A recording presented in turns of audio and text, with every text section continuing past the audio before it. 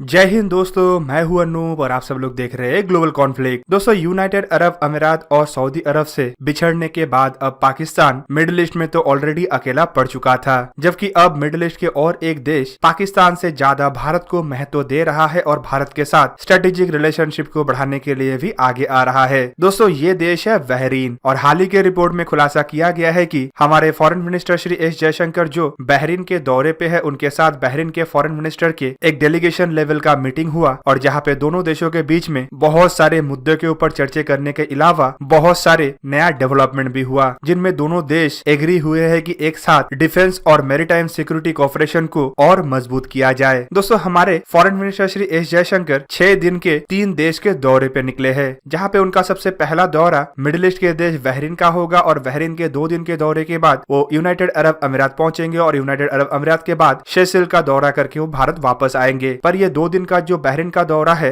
ये काफी महत्वपूर्ण है, क्योंकि ऑलरेडी सेशेल्स और यूनाइटेड अरब अमीरात जैसे देश तो भारत का करीब तरीन दोस्त है, लेकिन इस 2 दिन के दौरे के दरमियान बहरीन को भी ऐसा ही महत्वपूर्ण दोस्त बना लिया गया है। दोस्तों, दोनों देशों के जो फॉरेन मिनिस्ट्री लेवल का डेलीगेशन हुआ उसमें कई मुद्दों के ऊपर चर्चा हुआ और कई मुद्दों को लेके दोनों देश एक साथ आगे काम करने का बात कर चुका है, जिनमें डिफेंस मैरीटाइम सिक्योरिटी के अलावा space technology, trade and investment, infrastructure, information technology, financial technology, health, hydrocarbon और रिन्यूएबल एनर्जी भी शामिल है। दोस्तों, बहरीन मिडिल ईस्ट के एक महत्वपूर्ण देश होने के अलावा एक ऑयल रिच कंट्री है जो भारत के हाइड्रोकार्बन की जरूरत को पूरा कर सकता है, जबकि भारत एक ऐसा देश है जो रिन्यूएबल एनर्जी को महत्व देने के लिए भी आगे बढ़ रहा है और रिन्यूएबल एनर्जी के लिए टेक्नोलॉजी का डेवलपमेंट भी कर रहा है। इसके अलावा हाल ही के दिनों की महामारी के दरमियान जिस तरीके से भारत अपने हेल्थ सेक्टर के द्वारा पूरा दुनिया को मदद कर रहा है, बहरीन उसके लिए भी भारत के साथ आगे बढ़ना चाहता है। जबकि डिफेंस और मैरीटाइम सिक्योरिटी के लिए बहरीन एक महत्वपूर्ण देश भारत के लिए इसीलिए भी है क्योंकि आकार में छोटे होने के बावजूद पर्शियन गोल्फ में बहरीन का लोकेशन ऐसे खास जगह में है जो मैरीटाइम सिक्योरिटी और मैरीटाइम डोमिनेंस के लिए सबसे बेस्ट लोकेशन माना जाता है। इवन दूसरे तरफ भी अगर देखें तो टोटल बहरीन के 15 लाख के पॉपुलेशन के अंदर भारतीय मूल के लोगों की भूमिका भी काफी बड़ा है। एक अनुमान के मुताबिक करीबन बहरीन में 3.5 लाख से भी अधिक नागरिक भारतीय मूल के हैं। इसीलिए भारत और बहरीन का रिश्ता भी बाकी देशों की तुलना में काफी करीबी माना जाता है, जबकि बहरीन में पाकिस्तानी लोगों के